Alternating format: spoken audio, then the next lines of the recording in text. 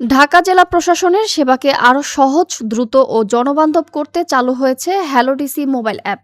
সকালে জেলা প্রশাসকের কার্যালয়ের সম্মেলন কক্ষে আনুষ্ঠানিকভাবে অ্যাপটির উদ্বোধন করা হয়।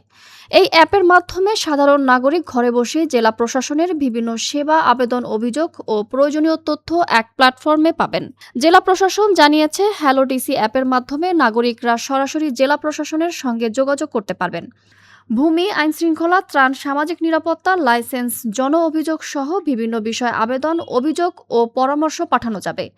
একই সঙ্গে আবেদনের অগ্রগতিও অ্যাপ থেকেই পর্যবেক্ষণ করা সম্ভব হবে। গ্রাহককে সরাসরি আসতে হবে না। আমরা দেখি যে গ্রাহককে সরাসরি এসে তারপরে সেবা নিতে হয়।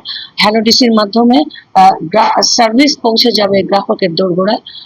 যে কোনো একটা জায়গা থেকে, এক্সাম্পল দিয়ে যদি বলি, ধামরাই থেকে কোনো একজন ভদ্রলোক বা কোনো একজন সেবা প্রত্যাশী ফোন করে আমাদের মাধ্যমে সেবা পেতে পারবেন।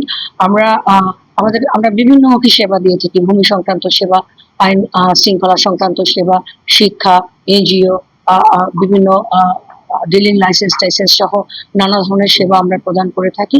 তো সেই সেবা সম্পর্কিত যে প্রয়োজনীয়তা থাকবে গ্রাহককে আমরা সেটা দেবার জন্য প্রস্তুত রয়েছি। এতে কি হবে, টাইম, কস্ট, ভিজিট, এই তিনটা টায়ার কমে আসবে। অর্থাৎ হ্যালো ডিসির একটাই উদ্দেশ্য, সেটা হচ্ছে সেবা সহজ হবে। এছাড়া এখন থেকে জেলা প্রশাসকের সঙ্গে সাক্ষাতের অ্যাপয়েন্টমেন্ট, এনজিও ও লাইসেন্সিং সেবা, মিউটেশন, অর্পিত সম্পত্তি, বিভিন্ন ধরনের সহায়তা সহ নানা নাগরিক সেবা এই একটি অ্যাপের মাধ্যমেই পাওয়া যাবে। এই জেলা প্রশাসনের কর্মকর্তাদের কাছে আসতে অনেক ভোগান্তি হতে হয়। জনগণের সেই ভোগান্তিটা দূর হবে, সেবাটা সে সহজে পাবে এবং যে ট্রান্সপারেন্সি সেটাও থাকবে। কারণ আপনারা সবাই এই অ্যাপসের মাধ্যমে দেখতে পারবেন যে কাজটা কোথায় আছে, কেন আটকে আছে, সেই ইনফরমেশনটাও কিন্তু তাদের কাছে চলে যাবে। যিনি সেবা প্রত্যাশী তার কাছে চলে যাবে।